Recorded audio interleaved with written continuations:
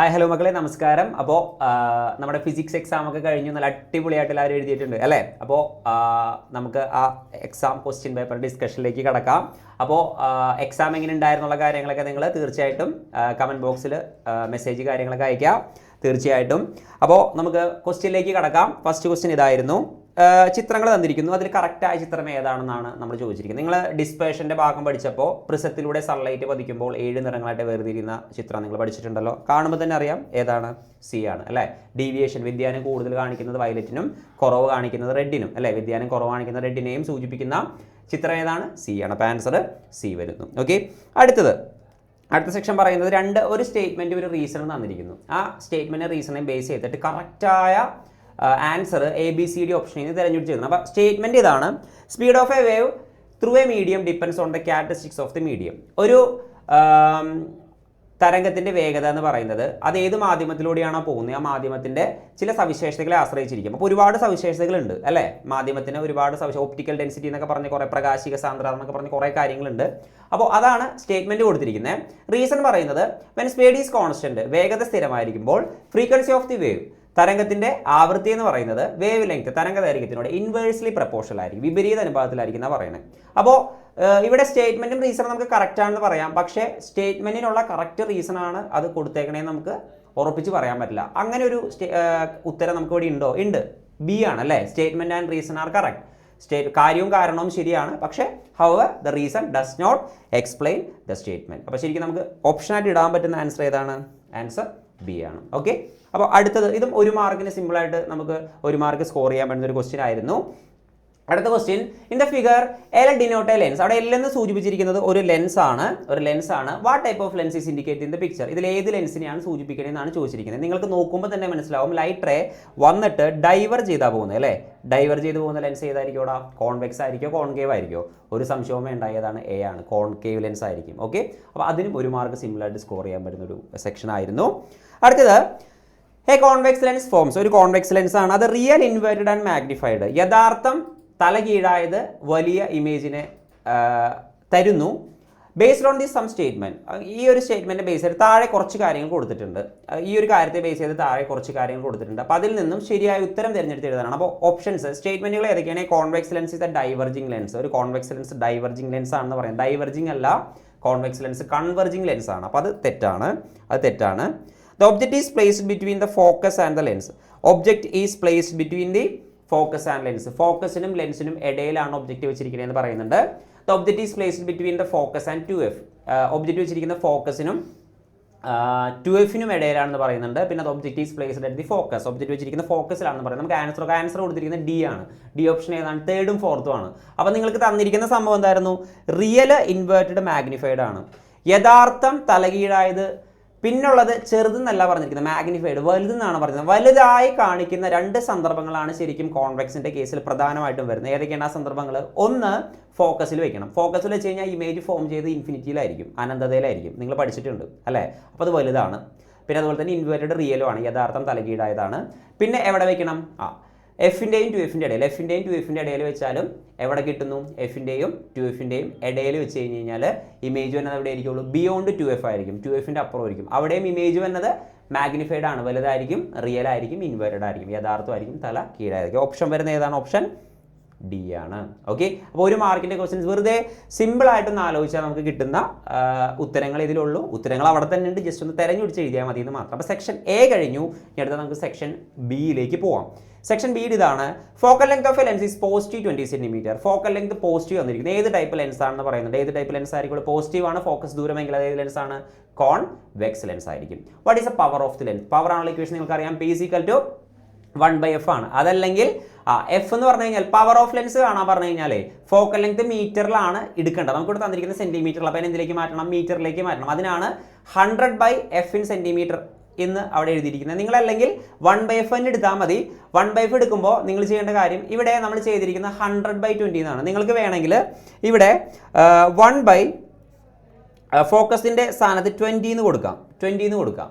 Okay, 20 കൊടുത്തിട്ട് ഈ 20 സെൻറ്റിമീറ്ററിലല്ല എന്നിരിക്കുന്നത്. ഈ സെൻറ്റിമീറ്റർ നിങ്ങൾക്ക് മീറ്ററിലേക്ക് മാറ്റാൻ ഡിവൈഡ് ബൈ എന്ത് ചെയ്യണം? 100 ചെയ്യണം. എന്നിട്ട് ഈ 100നെ നമ്മൾ മുകളിലേക്ക് എടുക്കുമ്പോൾ, ആ താഴെ കിടക്കുന്ന ആൾക്കാരെ മുകളിലേക്ക് എടുക്കുമ്പോൾ നമ്മൾക്ക് ആ വാല്യൂ എങ്ങനെയായിട്ട് മാറും 100/20 എന്നാവും. എന്നിട്ട് വെട്ടിക്കളയുമ്പോൾ ആൻസർ എത്ര വരുന്നു 5D എന്ന് വരും. എല്ലാത്തിലും പോസിറ്റീവ് ആയതുകൊണ്ട് ആൻസറിൽ എന്ത് വരുന്നു പോസിറ്റീവ് വരുന്നു. അല്ലെങ്കിൽ നിങ്ങൾക്ക് ചെയ്യേണ്ടതെന്ന് വെച്ച് കഴിഞ്ഞാൽ 20 സെൻറ്റിമീറ്ററിന് എന്തിലേക്ക് കൺവേർട്ട് ചെയ്യുക 20 സെൻറ്റിമീറ്ററിനെ മീറ്ററിലേക്ക് കൺവേർട്ട് ചെയ്യുക. അപ്പോൾ 20 സെൻറ്റിമീറ്ററിനെ മീറ്ററിലേക്ക് കൺവേർട്ട് ചെയ്യണമെങ്കിൽ നിങ്ങൾ ആദ്യം 20/100 ചെയ്താൽ മതിയാവും. 20/100 ചെയ്യുമ്പോൾ ആൻസർ എന്ത് വരുന്നു 0.2 മീറ്റർ എന്ന് വരും. എന്നിട്ട് നിങ്ങൾ ചെയ്യേണ്ട കാര്യം എന്താണെന്ന് വെച്ച് കഴിഞ്ഞാൽ P = 1/F കൊടുക്കുക. 1/Fൻ്റെ സ്ഥാനം എന്ത് കൊടുക്കുക 0.2 എന്ന് കൊടുക്കുക. പോയിന്റ് വരുമ്പോൾ എന്ത് ചെയ്യും ആ പോയിന്റ് കളയാൻ ഇവിടെ മുകളിലും 10 വിളിക്കുക താഴെയും 10 വിളിക്കുക. 1 × 10 എന്ത് വരുന്നു 10 എന്ന് വരുന്നു. 0.2 × 10 എന്ന് പറഞ്ഞാൽ എന്ത് വരുന്നു 2 എന്ന് വരുന്നു. 10/2 എന്ന് പറഞ്ഞാൽ ആൻസർ എന്ത് വരും 5 എന്ന് വരും. ആൻസർ 5D എന്ന് വരും. ഓക്കെ, അപ്പോൾ ഇതാണ് ആൻസർ ആയിട്ട് വരുന്നത്. അപ്പോൾ സിമ്പിളാണ് സംഭവം. അത് ഒന്നുകിൽ നിങ്ങൾ ഡയറക്റ്റ് ആയിട്ട് താഴെ 100 കൊണ്ട് ഡിവൈഡ് ചെയ്തിട്ട് മുകളിലേക്ക് എടുക്കുക. അപ്പോൾ 100/20 എന്ന് വരും. അല്ലെങ്കിൽ 20 സെൻറ്റിമീറ്റർ നിങ്ങൾ മീറ്ററിലേക്ക് കൺവേർട്ട് ചെയ്തതിന് ശേഷം P = 1/F എന്നുള്ള ഇക്വേഷനെ കൊടുത്താലും എന്തിലേക്ക് എത്താൻ പറ്റും ആൻസറിലേക്ക് എത്താനായിട്ട് സാധിക്കും. ഓക്കെ ആണല്ലോ. അടുത്തത് A lens forms an erect and magnified image of an object. ഒരു ലെൻസ് നിവർന്നതും വലുതുമായ ഇമേജിനെ തരുന്നു. What type of lens is? ഈ ലെൻസ് ഏതാണ്? What are the characteristics of the image formed? ഈ ഇമേജിന്റെ പ്രത്യേകതയാണ്. ആ ചോദ്യം ഒന്ന് ശ്രദ്ധിച്ച്. ക്യാരക്ടറിസ്റ്റിക്സ് ഓൾറെഡി അവിടെ തന്നിട്ടുണ്ട്. അപ്പോൾ ഉത്തരം അവിടെ തന്നെ ഉണ്ട്. എന്തൊക്കെയാണ് ക്യാരക്ടറിസ്റ്റിക്സ്? ഇറക്റ്റ് മാഗ്നിഫൈഡ് ആണ്. അപ്പോൾ ഓൾറെഡി ഉത്തരം അവിടെ ബിയുടെ ആൻസർ നിങ്ങൾക്ക് അറിയാം. ഒരു മാർക്ക് വെറുതെ കിട്ടി. ലെൻസ് ഏതാണെന്ന് വെച്ചാൽ നിങ്ങൾക്ക് പറയാൻ പറ്റും ഏതാണ് കോൺവെക്സ് ലെൻസ് ആണ്. കാര്യം എന്താണ് കോൺവെക്സ് ലെൻസ് ആവാനുള്ള കാര്യം? കോൺവെക്സ് ലെൻസിലാണ് ഇറക്റ്റും നിവർന്നതും മാഗ്നിഫൈഡ് വലുതുമായ ഇമേജിനെ നമുക്ക് കിട്ടുന്നത്. കോൺകേവിൽ അങ്ങനെ കിട്ടൂല. കോൺകേവിൽ ഇറക്റ്റ് ആയിരിക്കും, പക്ഷേ മാഗ്നിഫൈഡ് ഇമേജ് ആയിരിക്കില്ല. അത് ചെറുതായിരിക്കും, ഡിമിനിഷ്ഡ് ഇമേജ് ആയിരിക്കും. കോൺവെക്സിൽ മാത്രമേ ഇറക്റ്റും മാഗ്നിഫൈഡ് വലുതും നിവർന്നതുമായ ഇമേജ് നമുക്ക് കിട്ടുള്ളൂ. പിന്നെ എൻ്റെ ക്യാരക്ടറിസ്റ്റിക്സ് എന്തൊക്കെയാണ്? ക്യാരക്ടറിസ്റ്റിക്സ് രണ്ടെണ്ണം കൊടുത്തിട്ടുണ്ട്. ഇറക്റ്റും മാഗ്നിഫൈഡും ആണ്. ഇറക്റ്റ് ആണെങ്കിൽ നിവർന്നാണെങ്കിൽ എന്തും കൂടിയായിരിക്കും? അത് വിർച്വൽ മിഥ്യ കൂടിയായിരിക്കും. ഓക്കെ ആണല്ലോ. ഓക്കെ, അപ്പോൾ ഇത്രയും കാര്യങ്ങൾ കൃത്യമായിട്ടൊന്ന് ജസ്റ്റ് ഒന്ന് നോക്കാം. അപ്പോൾ വെറുതെ അതിൻ്റെ ഉത്തരങ്ങൾ ഡയറക്റ്റായിട്ട് അവിടെ കിടക്കുകയാണ്. വെറുതെ നമുക്കൊന്ന് എടുത്തെഴുതാവുന്ന കാര്യങ്ങൾ മാത്രമേ ഉള്ളൂ കേട്ടോ. ഇനി അടുത്തത് ഒരു അടിപൊളി ചോദ്യമായിരുന്നു. നമുക്ക് നോക്കാം. ഒരു വുഡൻ ബ്ലോക്കാണ് തന്നിരിക്കുന്നത്. ഒരു വുഡൻ ബ്ലോക്കാണ്. ഓക്കെ, ആ ഈ തന്നിട്ട് ടിക്ക് ഇട്ടിരിക്കുന്ന സാധനമാണ് വുഡൻ ബ്ലോക്ക് കേട്ടോ. ഓക്കെ, അപ്പോൾ ആ വുഡൻ ബ്ലോക്കിൽ ഒരു 3 വയേഴ്സ് ഇങ്ങനെ സെറ്റ് ചെയ്ത് വെച്ചിട്ടുണ്ട്. ABC എന്ന് പറഞ്ഞ് 3 വയേഴ്സ് സെറ്റ് ചെയ്ത് വെച്ചിട്ടുണ്ട്. എന്നിട്ട് A ക്വസ്റ്റ്യൻ ഇതാണ്: which wire piece vibrate with a higher frequency, what is the reason?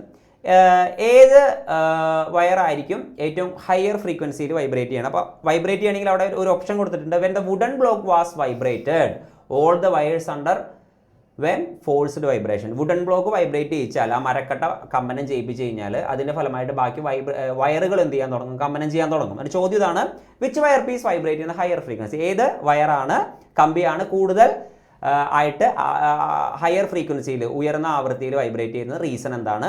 ഇനി അടുത്തത്: if wire B takes 1 second for 100 vibration. Wire B 1 സെക്കൻഡിൽ 100 തവണ കമ്പനം ചെയ്താൽ what will be its period? അതിൻ്റെ പീരീഡ് കാണാനാണ് പറഞ്ഞിരിക്കുന്നത്. ഇതൊക്കെ സിമ്പിളാണ് ആൻസർ. അപ്പോൾ ആൻസർ നമുക്ക് നോക്കാമല്ലോ. വയർ C ആണ് വൈബ്രേറ്റ് ചെയ്യുന്നത് പറഞ്ഞാൽ വയർ C വൈബ്രേറ്റ് ചെയ്യാനാണ്. വയർ Cക്ക് എന്ത് കുറവാണ്? ലെങ്ത് കുറവാണ്. അപ്പോൾ ലെങ്ത്തും ഫ്രീക്വൻസിയും നമ്മളൊരു ബന്ധുവില്ലേ? ലെങ്ത്ത് കൂടിക്കഴിഞ്ഞ് കഴിഞ്ഞാൽ ഫ്രീക്വൻസി എന്ത് ചെയ്യുന്നു? കുറയുന്നു. തിരിച്ചും പറയാം, ലെങ്ത്ത് കുറഞ്ഞു കഴിഞ്ഞ് കഴിഞ്ഞാൽ ഫ്രീക്വൻസി എന്ത് ചെയ്യും? കൂടുന്നു. ഓക്കെ, അപ്പോൾ അവിടെ ചോദിച്ചിരിക്കുന്നത് ഹയർ ഫ്രീക്വൻസിയിൽ വൈബ്രേറ്റ് ചെയ്യണ ആരായിരിക്കും? C ആയിരിക്കും. കാരണം Cക്ക് ലെങ്ത്ത് കുറവാണ്. ലെങ്ത്ത് കുറയുമ്പോൾ അവിടെ എന്ത് കൂടും? ഫ്രീക്വൻസി, ആവൃത്തി എന്ത് ചെയ്യും? കൂടും. അതിൻ്റെ നേരെ വിപരീതമാണ് ഇവിടെ എഴുതി വെച്ചിരിക്കുന്നതെന്ന് മാത്രം. അപ്പോൾ ലെങ്ത്ത് കുറയുമ്പോൾ ഫ്രീക്വൻസി, ലെങ്ത്ത് കുറയുമ്പോൾ നീളം കുറയുമ്പോൾ ഫ്രീക്വൻസി എന്ത് ചെയ്യുന്നു? ആവൃത്തി എന്ത് ചെയ്യുന്നു? കൂടുന്നു. ഇനി അടുത്ത ക്വസ്റ്റ്യൻ എന്തായിരുന്നു?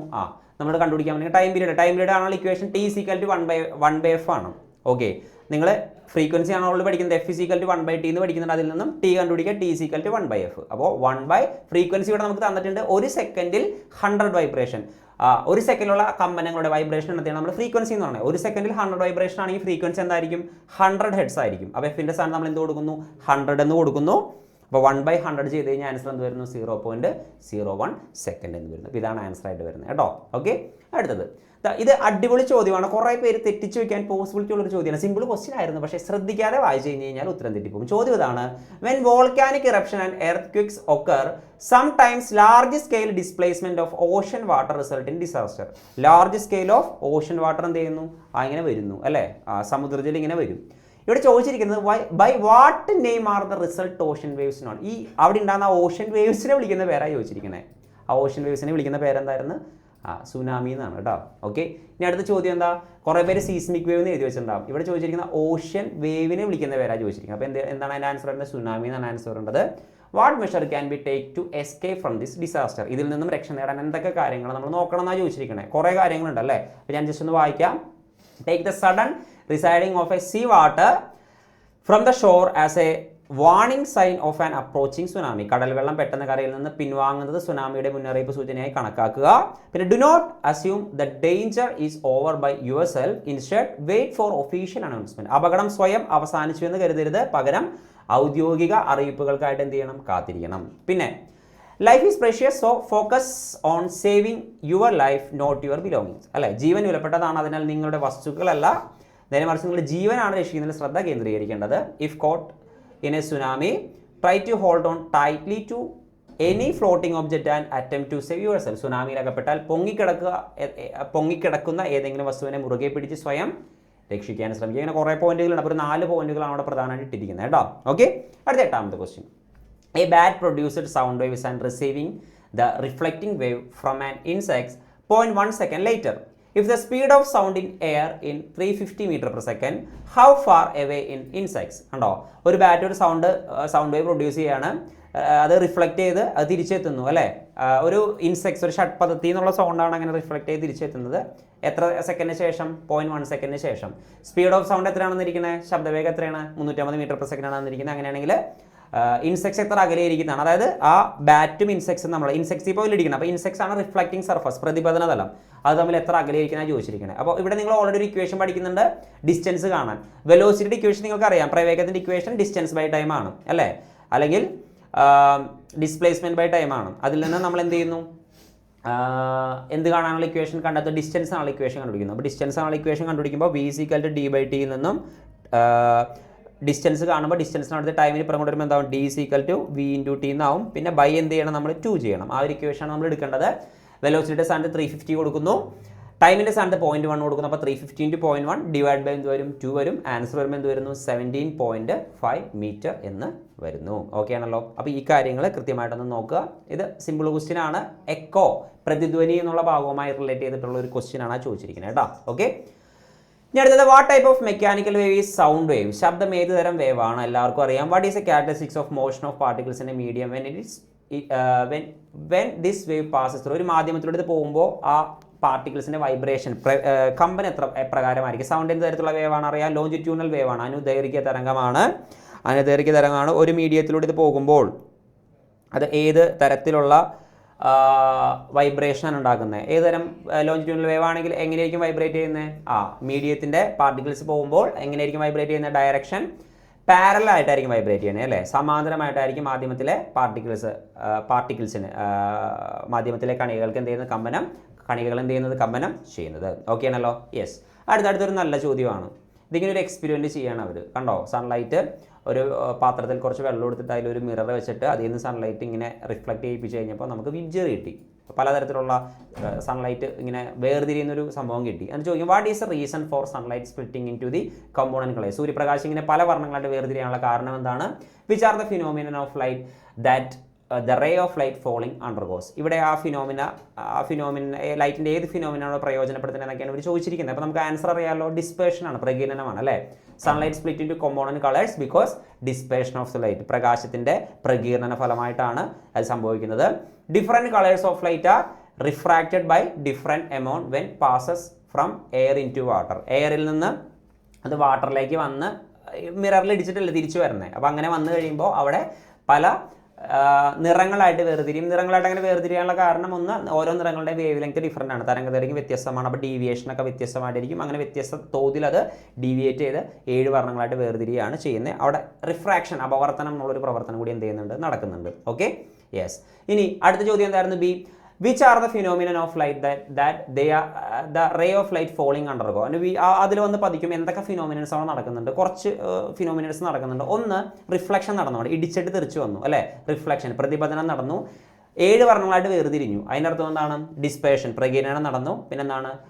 ഡീവിയേറ്റ് ചെയ്തു, ലൈറ്റ് റൈസ് ഡീവിയേറ്റ് ചെയ്തു എന്ന് പറഞ്ഞാൽ എന്ത് നടന്നിട്ടുണ്ട്? റിഫ്രാക്ഷൻ, അപവർത്തനവും നടന്നിട്ടുണ്ട്. അപ്പോൾ ഏതൊക്കെ പ്രവർത്തനം നടന്ന? റിഫ്രാക്ഷൻ, അപവർത്തനം, റിഫ്ലക്ഷൻ, പ്രതിപതനം, ഡിസ്പേർഷൻ, പ്രകീർണനം. ഈ പറഞ്ഞ 3 കാര്യങ്ങളാണ് നടന്നിട്ടാണ് അവിടെ എന്ത് രൂപപ്പെടുന്നത്? ആ ഒരു സ്പെക്ട്രം, വർണ്ണരാജി എന്ത് ചെയ്യുന്നത് രൂപപ്പെടുന്നത്. ഓക്കെ ആണല്ലോ. ഇനി അടുത്തത് 11ാമത്തെ an object is placed at 2f of a convex lens. ഒരു കോൺവെക്സ് ലെൻസിന്റെ 2fൽ ഒബ്ജക്റ്റ് വെച്ചിരിക്കുന്നു. Draw the ray diagram showing the image formation. പ്രതിബിംബ രൂപീകരണം സൂചിപ്പിക്കുന്ന ചിത്രം. സിമ്പിൾ ക്വസ്റ്റ്യൻ ആണ്. Write down the characteristics of the image. ഇമേജിന്റെ പ്രത്യേകതകൾ. 2fലാണ് ഇമേജ് കിട്ടണമെങ്കിൽ എവിടെ തന്നെ ഫോം ചെയ്യും? 2f തന്നെ ഫോം ചെയ്യും. ആദ്യം എന്താ ചെയ്യേണ്ടത്? ഒപ്റ്റിക്കൽ ആക്സിന് പാരലായിട്ട് പോയി അല്ലേ? ഒപ്റ്റിക്കൽ ആക്സിന് പാരലായിട്ട് പോയി എന്തിലൂടെ പോകണം? ഫോക്കസിലൂടെ പോയതായിട്ട് കാണിച്ചിട്ടുണ്ട്. പിന്നെ ഒപ്റ്റിക് സെൻറ്ററിലൂടെ പോകുന്ന ലൈറ്റിൻ്റെ ഭാഗത്തിന് എന്തില്ല? ഡീവിയേഷൻ, വ്യതിയാനമില്ല. രണ്ടും കൂടി കൂട്ടിമുട്ടുന്ന പോയിന്റ് എവിടെ ആയിരിക്കും നമുക്ക് കിട്ടുന്നത്? 2f തന്നെ ആയിരിക്കും കിട്ടുന്നത്. അപ്പോൾ ഇമേജ് അവിടെ തന്നെ കിട്ടി, 2f തന്നെ കിട്ടി. ഒബ്ജക്റ്റിൻ്റെ അതേ സൈസ് തന്നെയാണ് ഇമേജിന്, വസ്തുവിൻ്റെ അതേ വലിപ്പം തന്നെയാണ് പ്രതിബിംബത്തിനും. അപ്പോൾ സെയിം സൈസ് ആയിരിക്കും ഇവിടെ കൊടുത്തിട്ട്, സെയിം സൈസ് ആയിരിക്കും. പിന്നെ ഈ പ്രിൻസിപ്പൽ ആക്സസ് അല്ലെങ്കിൽ ഒപ്റ്റിക്കൽ ആക്സസ് പ്രകാശിക അക്ഷത്തിൻ്റെ താഴെ ആയതുകൊണ്ട് എന്തായിരിക്കുള്ളൂ? ഇൻവേർട്ടഡ് ആയിരിക്കും, തലകീഴായതായിരിക്കും. പിന്നെ ഒബ്ജക്റ്റിൻ്റെ ഓപ്പോസിറ്റ് സൈഡിലാണ് ഇമേജ് വന്നിരിക്കുന്നത്. അപ്പോൾ തീർച്ചയായിട്ടും നമുക്ക് പറയാൻ എന്താണ്? റിയൽ ആണ്, യഥാർത്ഥമാണെന്ന് പറയാം. ഓക്കെ ആണല്ലോ. അപ്പോൾ ഈ കാര്യങ്ങൾ സിമ്പിളായിട്ട് ഇതിൻ്റെ ഉത്തരങ്ങൾ നമുക്ക് എഴുതാനുള്ള ഫിഗറുകൾ വരച്ച് പഠിച്ചാൽ തന്നെ ഇതിൻ്റെ ഫുൾ മാർക്ക് നിങ്ങൾക്ക് 2 മാർക്ക് വെറുതെ കിട്ടും കേട്ടോ. ഓക്കെ. അടുത്തത് നല്ലൊരു ചോദ്യമാണ്. അതും ഇതുപോലെ തന്നെ വരയ്ക്കാനൊക്കെ ഉള്ളൊരു സാധനമാണ്. ചോദ്യം നോക്കി. The focal length of a camera lens is 10 centimetre. ഒരു ക്യാമറ ലെൻസിൻ്റെ ഫോക്കൽ ലെങ്ത് എത്രയാണ്? 10 സെൻറ്റിമീറ്റർ ആണ്. We have to take the photograph an object 50 centimetre away from the lens of a camera. ഒരു ക്യാമറയിൽ നിന്ന് 50 സെൻറ്റിമീറ്റർ അകലത്തിലുള്ള ഒരു വസ്തുവിൻ്റെ ഫോട്ടോ നമ്മൾ എടുക്കാനായിട്ട് പോവാണ്. With the help of ray diagram draw find out the distance from the lens should be film to place. Distance from the lens ആണ് ചോദിച്ചിരിക്കുന്നത് അല്ലേ? അപ്പോൾ എന്താ ചോദിച്ചിരിക്കുന്നത്? നമ്മളോട് കണ്ടുപിടിക്കാൻ പറഞ്ഞിരിക്കുന്നത് വി ആണ്. വി കാണുന്ന ഇക്വേഷൻ നിങ്ങൾക്കറിയാം, UF/U+F ആണ്. അതായത് ലെൻസിൽ നിന്നും ഇമേജിലേക്കുള്ള അകലമാണ്, പ്രതിബിംബത്തിലേക്കുള്ള അകലം കണ്ടുപിടിക്കാനാണ് പറഞ്ഞിരിക്കുന്നത്. അപ്പോൾ നിങ്ങളൊരു കാര്യം ശ്രദ്ധിക്കേണ്ടത്, ഇവിടെ ഫോക്കൽ ലെങ്ത്, ഫോക്കസ് ദൂരം എന്ന് പറയുന്നത് എത്ര സെൻറ്റിമീറ്റർ ആണ്? 10 സെൻറ്റിമീറ്റർ ആണ്. ഫോക്കസ് ദൂരം 10 സെൻറ്റിമീറ്റർ ആണ്. ഓക്കെ. ഫോക്കസ് ദൂരം 10 സെൻറ്റിമീറ്റർ ആണെങ്കിൽ ഇതിൽ നിന്നും 2fലേക്കുള്ള അകലം എന്ന് പറഞ്ഞാൽ അതിൻ്റെ ഇരട്ടിയായിരിക്കും. എത്ര സെൻറ്റിമീറ്റർ ആയിരിക്കും? 20 സെൻറ്റിമീറ്റർ ആയിരിക്കും. നമ്മളോട് പറഞ്ഞിരിക്കുന്നത് എത്ര സെൻറ്റിമീറ്റർ അകലത്തിലാണ് ഒബ്ജക്റ്റ് വെച്ചിരിക്കുന്നത്? 50 സെൻറ്റിമീറ്റർ അകലെ. അപ്പോൾ 2f ഒരു 20 സെൻറ്റിമീറ്റർ ആണെങ്കിൽ തീർച്ചയായിട്ടും ഒബ്ജക്റ്റ് ഇരിക്കുന്ന എവിടെ ആയിരിക്കുള്ളൂ? 2fൻ്റെ അപ്പുറം ആയിരിക്കുള്ളൂ അല്ലേ? 2fൻ്റെ അപ്പുറം എന്ന് പറഞ്ഞു കഴിഞ്ഞാൽ 2fൽ നിന്ന് ഈ ലെൻസിൽ നിന്നും 50 സെൻറ്റിമീറ്റർ അകലം എന്ന് പറഞ്ഞാൽ ഉറപ്പായിട്ടും ഈ ഒരു സന്ദർഭം അനുസരിച്ച് 2fൻ്റെ അപ്പുറം ആയിരിക്കുള്ളൂ. 2fൻ്റെ അപ്പുറം ഞാൻ ഇവിടെ ഒബ്ജക്റ്റ് വെച്ചു, ഒബ്ജക്റ്റ് വെച്ചിട്ടുണ്ട്. നിങ്ങൾ സ്കെയിൽ വെച്ച് നിങ്ങൾക്ക് 50 സെൻറ്റിമീറ്റർ ഒന്നും നീളത്തിൽ വരയ്ക്കാൻ പറ്റില്ല. അപ്പോൾ നിങ്ങൾ ഒരു 10 സെൻറ്റിമീറ്റർ എടുത്തിട്ട് ആ 10 സെൻറ്റിമീറ്റർ എന്ന് പറയുന്നത് ഇത്ര സെൻറ്റിമീറ്റർ ആയിട്ടാണ് നിങ്ങൾ എടുത്തിരിക്കുന്നതെന്ന് ജസ്റ്റ് ഒന്ന് കാണിച്ചാൽ മതി. അല്ലാതെ 50 സെൻറ്റിമീറ്റർ നീളത്തിൽ വരച്ചാൽ നിങ്ങൾക്കതിൽ ആൻസർ ഷീറ്റിൽ അത്രയും വരച്ചൊന്നും വെക്കാൻ പറ്റൂല എന്തായാലും കേട്ടോ. അപ്പോൾ മെഷർമെൻറ്റ് അങ്ങനെ യൂണിറ്റ്സ് അങ്ങനെ എടുത്താൽ മതിയാവും. അപ്പോൾ ശരിക്കും നിങ്ങൾ വരയ്ക്കേണ്ട പടം എന്ന് പറഞ്ഞാൽ 2fൻ്റെ അപ്പുറമുള്ള പടം വരയ്ക്കുക. ബിയോണ്ട് 2fന് അപ്പുറം വെച്ചാൽ ഒബ്ജക്റ്റ് വെച്ചാൽ എവിടെ കിട്ടും? Fൻ്റെയും 2fൻ്റെ ഇടയിൽ കിട്ടുന്ന പടമില്ലേ? ആ പടം കൃത്യമായിട്ട് എന്ത് ചെയ്താൽ മതി? വരച്ചാൽ മതി. ഇനി ഇവിടെ തന്നിരിക്കുന്ന അളവുകൾ നിങ്ങൾക്കറിയാം. യു നിങ്ങൾക്കറിയാം, ന്യൂ കാർട്ടീഷ്യൻ വെച്ചിട്ട് യു ഇവിടെ നെഗറ്റീവ് ആയിരിക്കും കിട്ടുന്നത്. അപ്പോൾ യു എന്താണ്? -50 സെൻറ്റിമീറ്റർ ആയിരിക്കും. ഫോക്കസ് ദൂരം ഇത് കോൺവെക്സ് ലെൻസ് ആണ്. കോൺവെക്സ് ലെൻസ് ആയതുകൊണ്ട് തന്നെ ക്യാമറ ലെൻസ് അല്ലേ, കോൺവെക്സ് ലെൻസ് ആണ്. കോൺവെക്സ് ലെൻസ് ആയതുകൊണ്ട് തന്നെ എഫ് പോസിറ്റീവ് ആയിരിക്കും, പോസിറ്റീവ് 10 സെൻറ്റിമീറ്റർ ആയിരിക്കും. ഓക്കെ. ഇനി എന്താ ചെയ്യേണ്ടത്? ഇക്വേഷൻ എടുക്കുക. V = UF/U+F. യുവിൻ്റെ സ്ഥാനത്ത് എത്ര കൊടുക്കുന്നു? യുവിൻ്റെ സ്ഥാനത്ത് -50 കൊടുക്കുന്നു. ഇൻറ്റു എഫ് എത്രയാണ്? 10 ഡിവൈഡ് ബൈ -50 + 10 എന്ന് വരും. -50 × 10 എന്ന് പറഞ്ഞു കഴിഞ്ഞാൽ -500 വരും. -50 + 10 എന്ന് പറഞ്ഞാൽ വലുതിന് ചെറുതുറക്കിയ വലുതിൻ്റെ ഇനം. അപ്പോൾ 50 - 10 എന്ന് പറഞ്ഞാൽ 40, വലുതിൻ്റെ ഇനം മൈനസ് ആയതുകൊണ്ട് -40. മൈനസ് ക്യാൻസൽ ഔട്ട് ചെയ്ത് പോകും. ഈ 0 നമുക്ക് വെട്ടിക്കളയാം. 50/4 എന്ന് പറഞ്ഞു കഴിഞ്ഞാൽ എത്ര വരുന്നു? 12.5 സെൻറ്റിമീറ്റർ എന്ന് വരുന്നു. ഓക്കെ. ഇതാണ് ആൻസറായിട്ട് നമുക്ക് ഇവിടെ വരുന്നത് കൃത്യമായിട്ട്. ഓക്കെ. അപ്പോൾ സെക്ഷൻ ബി നമ്മുടെ കഴിഞ്ഞു. ഇനി അടുത്ത സെക്ഷൻ സി ആണ്. സെക്ഷൻ സിയിലേക്ക് കടക്കുമ്പോൾ മാർക്കിന് വേരിയേഷൻ വന്നു. 3 മാർക്കിൻ്റെ ക്വസ്റ്റ്യൻസ് ആയിട്ടാണ് നമുക്ക് ചെയ്യാനുള്ളത്. നിങ്ങൾ ഇലക്ട്രോ മാഗ്നറ്റിക് സ്പെക്ട്രം പഠിച്ചതാണ് അല്ലേ?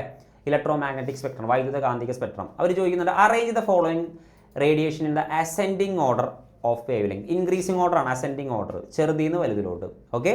Ascending order. ഓക്കെ. ചെറുതിൽ നിന്ന് വലുതിലോട്ട് ഇൻക്രീസ് ചെയ്യുന്ന ആ രീതിയിൽ. അപ്പോൾ എങ്ങനെയാണ് വന്നത് നമുക്ക് നോക്കാം. നോക്കി. ആദ്യം ആ തന്നിൽ ഗാമ റേസ് വരും, പിന്നെ എക്സ് റേസ് വരും.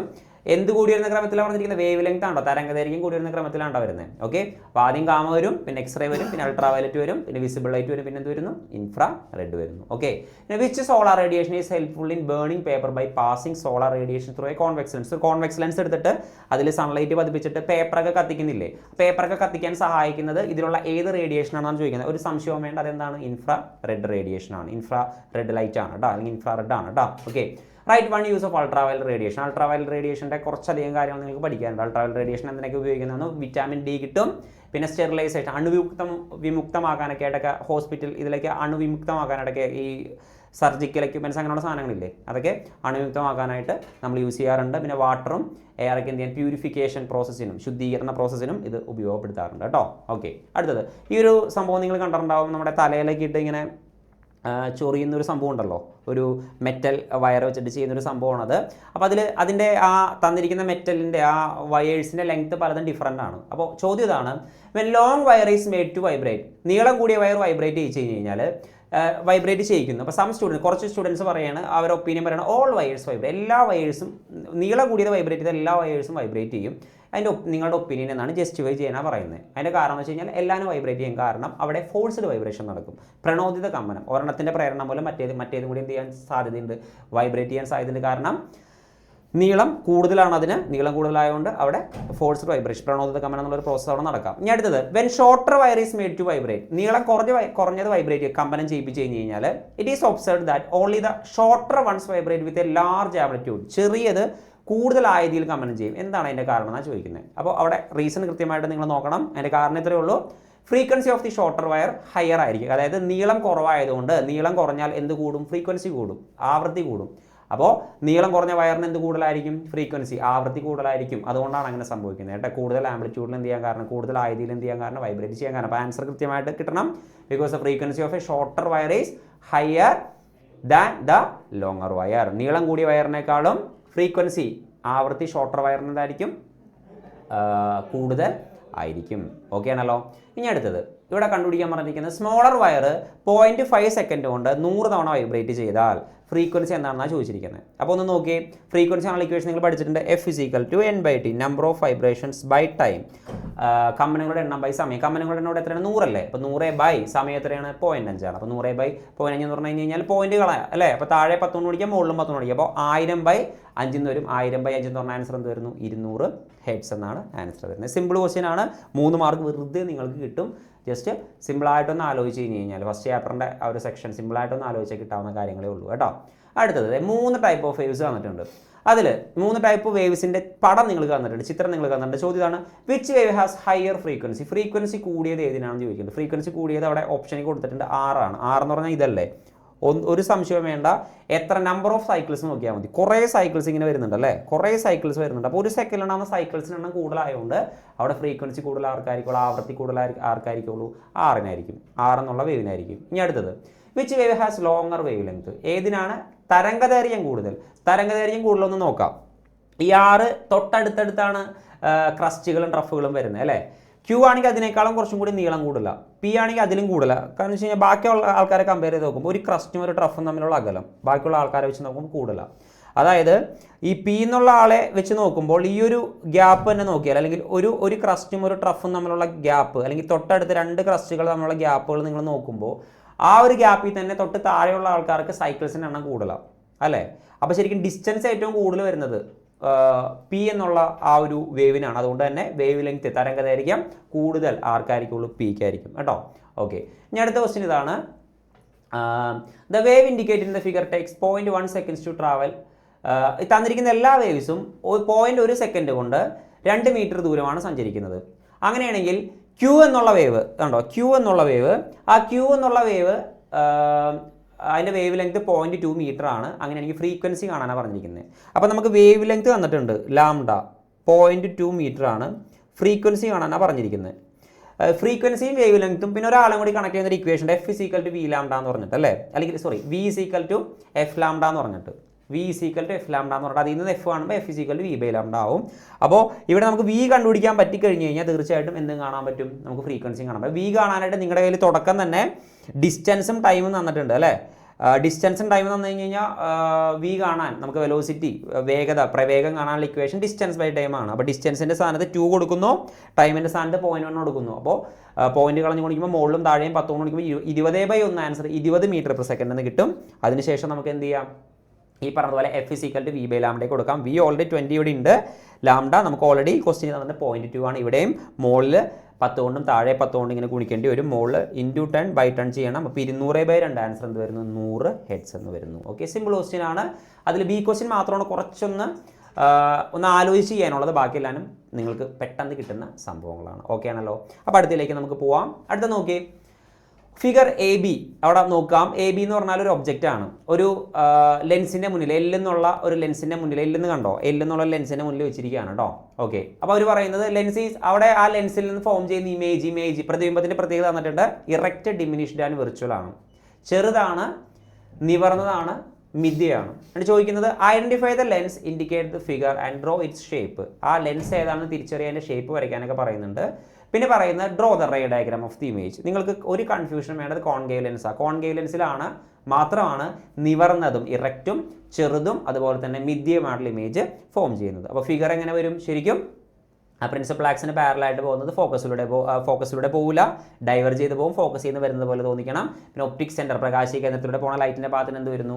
ഡീവിയേഷൻ ഇല്ല, നേരെ തന്നെ പോകുന്നു. കൂട്ടിമുട്ടുന്ന പോയിന്റ് കിട്ടുന്നത് ഏകദേശം ഇവിടെ ആയിട്ടാണ്. അപ്പോൾ ഇവിടെ ആയിരിക്കും എന്ത് ഫോം ചെയ്യുന്നത്? ഇമേജ് ഫോം ചെയ്യുന്നത്. ഈ പടം ശരിക്കും 3 മാർക്ക് വെറുതെ സിമ്പിളായിട്ട് സ്കോർ ചെയ്യാൻ പറ്റുന്ന കോൺകേവ് ലെൻസിൻ്റെ ഫിഗർ ജസ്റ്റ് ഒന്ന് വരച്ചാൽ മാത്രം, അതിന് ഇമേജിൻ്റെ ഫീച്ചേഴ്സ് അറിഞ്ഞാൽ മാത്രം നിങ്ങൾക്ക് എത്ര മാർക്ക് കിട്ടി? 3 മാർക്ക് വെറുതെ കിട്ടി. ഓക്കെ ആണല്ലോ. ഓക്കെ, അപ്പോൾ ഈ ഒരു സെക്ഷൻ. ഇനി അടുത്തത് you can see object magnified using magnifying lens, right അല്ലേ? നിങ്ങൾക്ക് ഭൂതക്കണ്ണാടി എന്നൊക്കെ പറയല്ലേ, നിങ്ങൾ മാഗ്നിഫൈ ലെൻസ് ഉപയോഗിച്ച് നിങ്ങൾക്ക് എന്ത് ചെയ്യാൻ പറ്റും? വലുതാക്കി ഒബ്ജക്റ്റിനെ കാണാൻ പറ്റും. അപ്പോൾ ചോദിക്കുന്ന ചോദ്യം ഇതാണ്, where should an object be placed in front of a lens used a magnifier to see an enlarged erect image. വലുതും അതുപോലെ തന്നെ നിവർന്നതുമായ വലിയ ഇമേജിനെ കാണിക്കണമെങ്കിൽ ഒബ്ജക്റ്റ് എവിടെയാണ് വരേണ്ടതെന്നാണ് ചോദിക്കുന്നത്.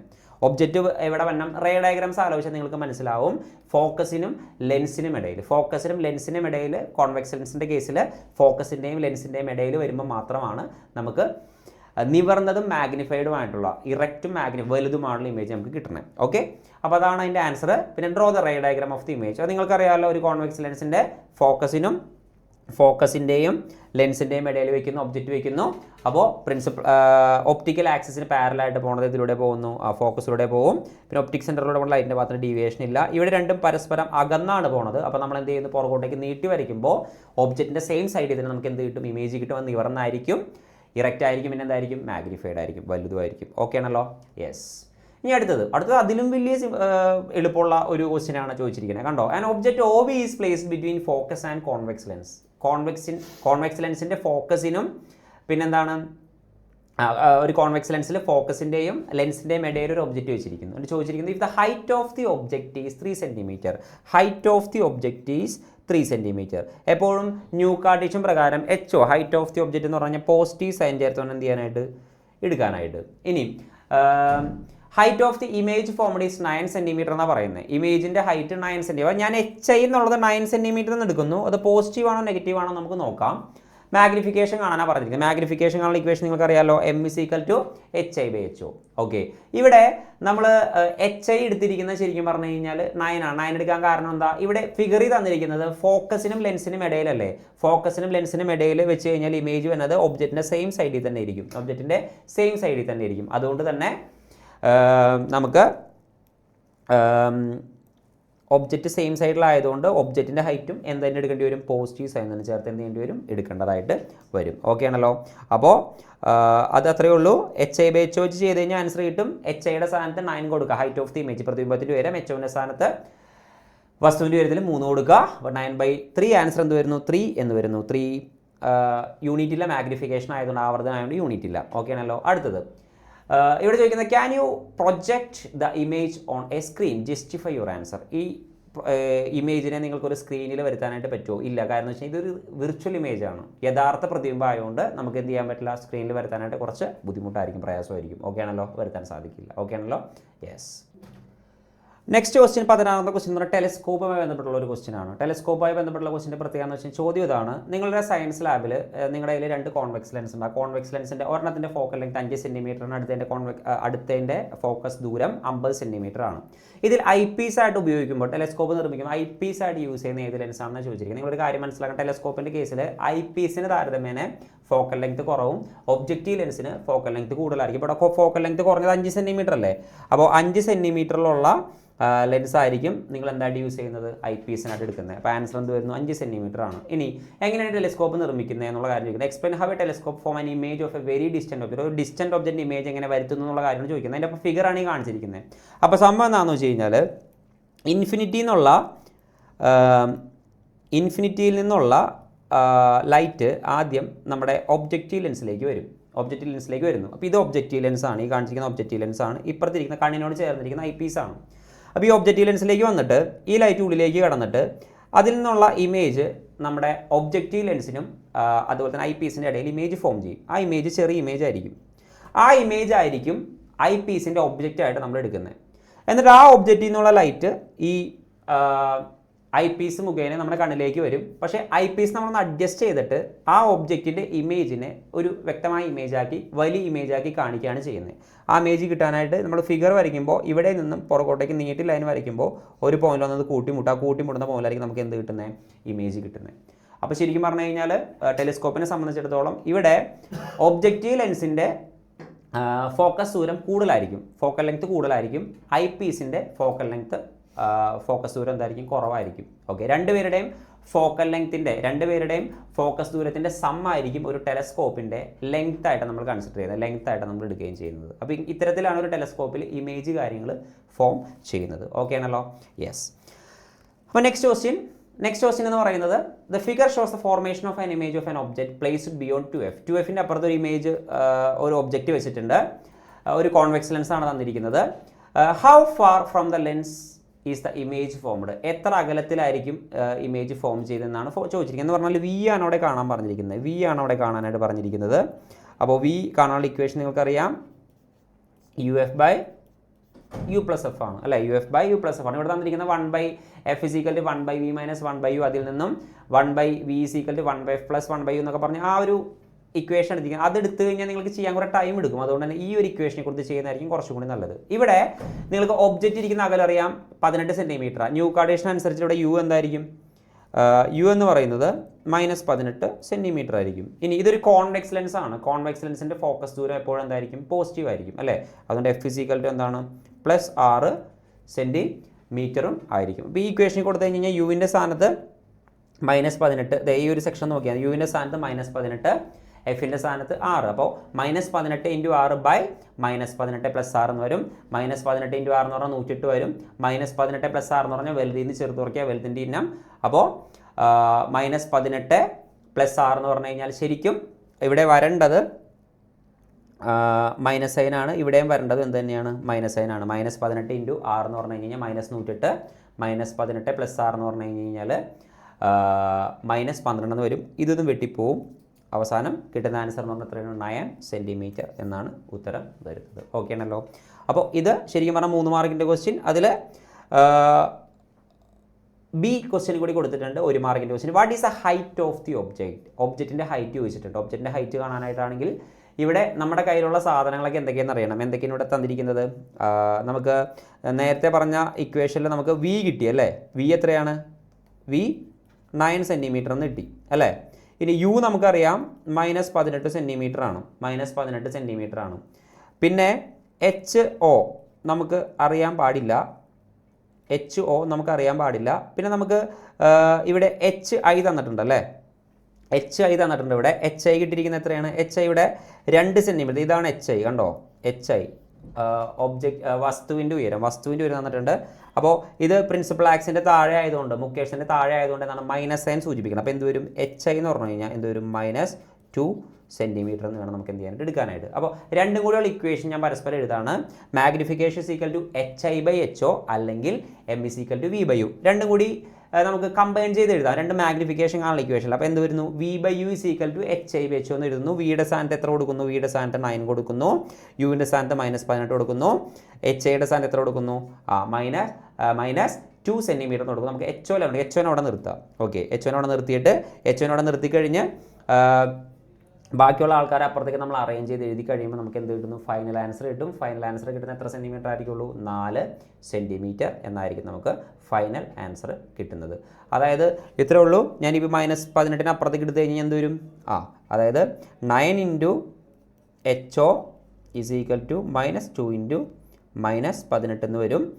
HO = -2 × -18 ഡിവൈഡ് ബൈ എന്ത് വരും, 9 എന്ന് വരും. 9 18 2 തവണ പോകും. -2 × -2 എന്ന് പറഞ്ഞാൽ എന്ത് വരുന്നു, 4 സെൻറ്റിമീറ്റർ എന്നും വരുന്നു. അപ്പോൾ ഇതാണ് ഇതിൻ്റെ ഫൈനൽ ആൻസർ എന്ന് നമ്മൾ പറയുന്നത്. ഓക്കെ ആണല്ലോ?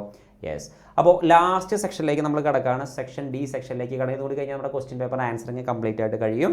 ലാസ്റ്റ് സെക്ഷൻ നല്ല അടിപൊളി ചോദ്യമാണ് ചോദിച്ചിരിക്കുന്നത്. ലാസ്റ്റിൽ 2 സെക്ഷൻ ഉണ്ടായിരുന്നു. ലാസ്റ്റ് ക്വസ്റ്റ്യൻ ചെയ്യാനാണ് എളുപ്പം. 19ാമത്തെ ക്വസ്റ്റ്യൻ ആ ഒരു സെക്ഷൻ ചെയ്യാനാണ് എളുപ്പം. അതായത് ഈ 18ാമത്തെ സെക്ഷൻ എന്നാൽ അടുത്തൊരു സെക്ഷനും കൂടിയുണ്ട്, അത് ചെയ്യാനാണ് എളുപ്പം. ഈ ക്വസ്റ്റ്യൻ കുറച്ച് ടഫായിട്ട് നിങ്ങൾക്ക് ഫീൽ ചെയ്യും. ഇവിടെ തന്നിരിക്കുന്ന ഈ സാധനം നിങ്ങൾ ഇപ്പോൾ ആദ്യമായിട്ടായിരിക്കും കാണുന്നത്. ഇത് നിങ്ങൾ ശരിക്കും ഹയർ ക്ലാസ്സുകളിലേക്ക് പോകുമ്പോഴായിരിക്കും ചിലപ്പോൾ മിക്കവാറും അത് കാണുന്നത്. നിങ്ങൾക്ക് ഇതിൻ്റെ എക്സ്പെരിമെൻറ്റുകൾ കാര്യങ്ങൾ കെമിസ്ട്രിയിലൊക്കെ ചെയ്യാനുള്ള പിപ്പറ്റ് ബ്യൂററ്റ് എന്നൊക്കെ പറഞ്ഞ് നിങ്ങൾ കേട്ടിട്ടുണ്ടാവും. ഓക്കെ, അപ്പോൾ ഇവിടെ തന്നിരിക്കുന്ന ഒരു ബ്യൂററ്റാണ്, ഫുൾ ഓഫ് വാട്ടർ ആണ്. ഇവിടെ ചെയ്യുന്ന കാര്യം എന്ന് വെച്ച് കഴിഞ്ഞാൽ വെർട്ടിക്കൽ സ്റ്റാൻഡിൽ വെച്ചിട്ടുണ്ട്. After opening the burette tap a tuning fork with a frequency, tuning ഫോർക്കിൻ്റെ ഫ്രീക്വൻസി തന്നിരിക്കുന്നത് 512 ഹെഡ്സ് ആണ്. Excited and held at the top, excite ചെയ്തിട്ട് അത് വൈബ്രേറ്റ് ചെയ്തിട്ട് ആ ബ്യൂററ്റിൻ്റെ മുകളിൽ വെച്ചിട്ടുണ്ട്. അത് ചോദിച്ചിരിക്കുന്ന ചോദ്യം ഇതാണ്: the loudness of the sound heard seem to increase, what could be the reason for this? അവിടെ ശബ്ദം കൂടി വരാനുള്ളൊരു ടെൻഡൻസി, അതായത് അങ്ങനെ വൈബ്രേറ്റ് ചെയ്തിട്ട് ഇതിൻ്റെ മേലിങ്ങനെ വെച്ച് കഴിയുമ്പോൾ അവിടെ സൗണ്ട് കൂടുതലായിട്ട് നമുക്ക് കേൾക്കാൻ പറ്റും. എന്താണ് കാരണം എന്ന് ചോദിച്ചിരിക്കുന്നത്? കാരണം എന്താണ്? Loudness increases as the air column approach resonance. അവിടെ റെസൊണൻസ് എന്ന് പറയുന്ന, അനുനാദം എന്ന് പറയുന്ന ഒരു സാധനം നിങ്ങൾ പഠിച്ചിട്ടുണ്ടാവുമല്ലോ. ആ റെസൊണൻസിലേക്ക് എത്തുമ്പോഴാണ്, അതായത് ആ ബ്യൂററ്റിൻ്റെ ഉള്ളിലുള്ള എയറിൻ്റെ വൈബ്രേറ്റിംഗ് ഫ്രീക്വൻസി, വൈബ്രേറ്റ് ചെയ്യുന്ന നാച്ചുറൽ ഫ്രീക്വൻസിയും ആ വൈബ്രേറ്റ് ചെയ്തുകൊണ്ടിരിക്കുന്ന സാധനത്തിൻ്റെ ഫ്രീക്വൻസി, അത് രണ്ടും ഈക്വൽ ആവുന്ന ഒരു സിറ്റുവേഷൻ വരും. ആ ഈക്വൽ ആവുന്ന സിറ്റുവേഷൻ റെസൊണൻസ് നടക്കുമ്പോഴാണ് ശരിക്കും അവിടെ എന്ത് സംഭവിക്കുന്നത്? നല്ല ലൗഡ്നെസ്സിൽ സൗണ്ട് കേൾക്കാൻ പറ്റുന്നത്. ഇനി അടുത്ത question: after some times sound was heard much louder and then it is decrease. കുറച്ച് നേരം കഴിയുമ്പോൾ സൗണ്ട് നന്നായിട്ട് കേട്ടിട്ട് സൗണ്ട് ഒന്ന് കുറയും.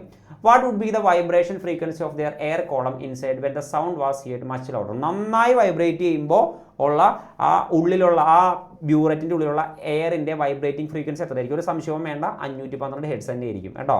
512 ഹെഡ്സിലായിരിക്കും എന്ത് ചെയ്യുന്നത്? വൈബ്രേറ്റ് ചെയ്യുന്നത്. ആ വൈബ്രേറ്റ് ചെയ്യുന്നതിൻ്റെ നാച്ചുറൽ ഫ്രീക്വൻസിക്ക് ഈക്വൽ ആണെന്നുള്ള കാര്യം നിങ്ങൾക്ക് അറിയാമല്ലോ, റെസൊണൻസ് നിങ്ങൾ പഠിച്ചിട്ടുണ്ടല്ലോ. അപ്പോൾ അതിൻ്റെ വൈബ്രേറ്റിംഗ് ഫ്രീക്വൻസി 512 ഹെഡ്സ് ആയിരിക്കും. ഇനി some students opinion that to hear the sound loudly again a tuning fork with a lower frequency than the first one should be used, while other students suggest that tuning fork with a higher frequency.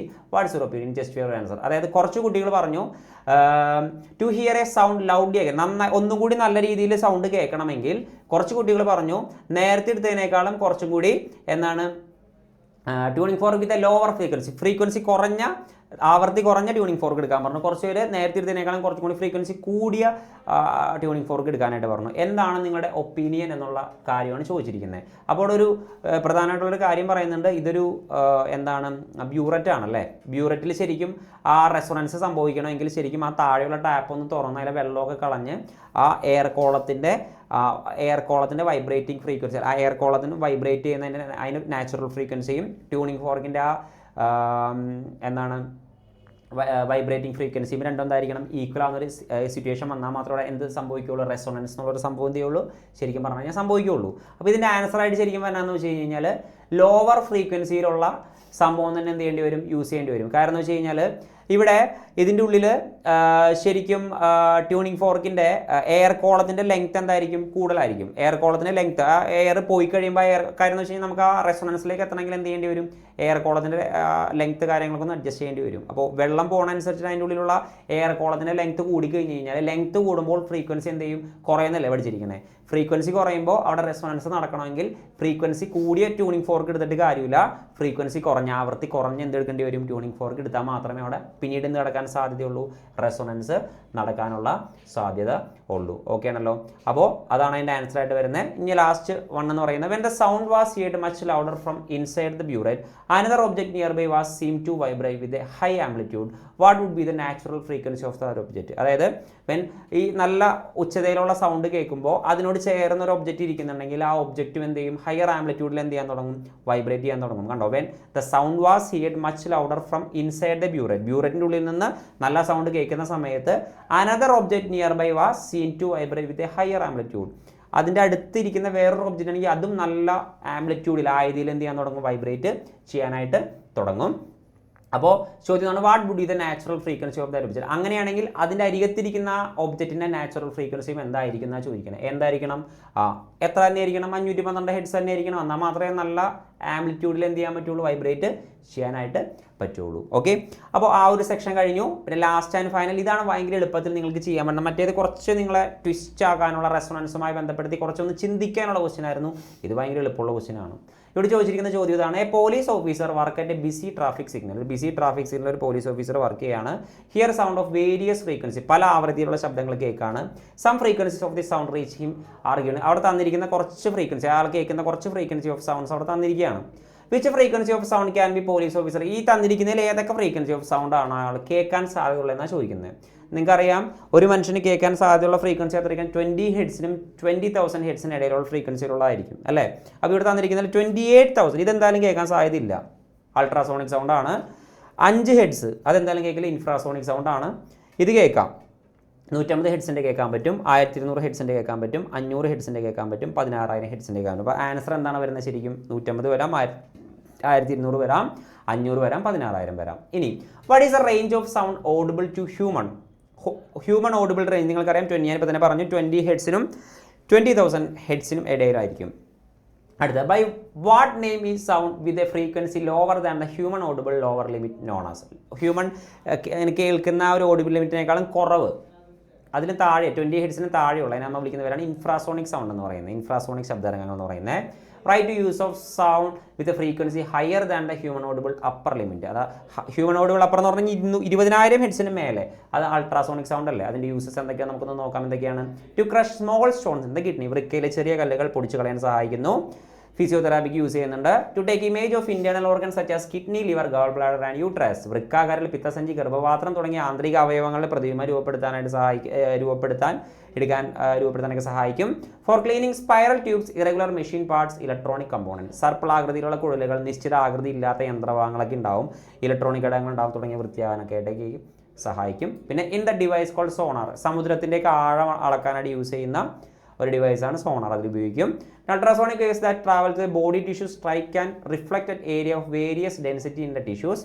These waves are converted into electric signals to form an image of the organ. This technique is ultrasonography ഉപയോഗിക്കും. എന്താ സംഭവം? നമ്മുടെ ശരീരത്തിലുള്ള tissues ഉണ്ടല്ലോ, ആ ടിഷ്യൂസിൽ എന്തെങ്കിലും തരംഗങ്ങൾ ശരീരകലകളുടെ സാന്ദ്രത ഡെൻസിറ്റിയിലുള്ള ഡിഫറൻസ് അനുസരിച്ചിട്ട് പല ഭാഗങ്ങളിൽ പോയി തട്ടിയായിട്ട് റിഫ്ലക്റ്റ് ചെയ്യും, പ്രതിപദിക്കും.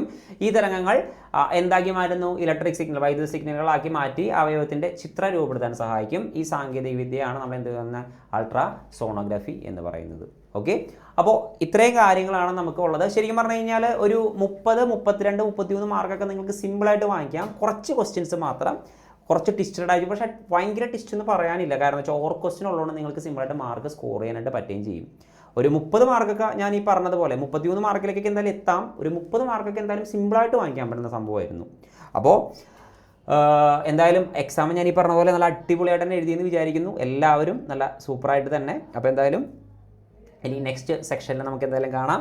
അപ്പോൾ എല്ലാവർക്കും tata bye and see U.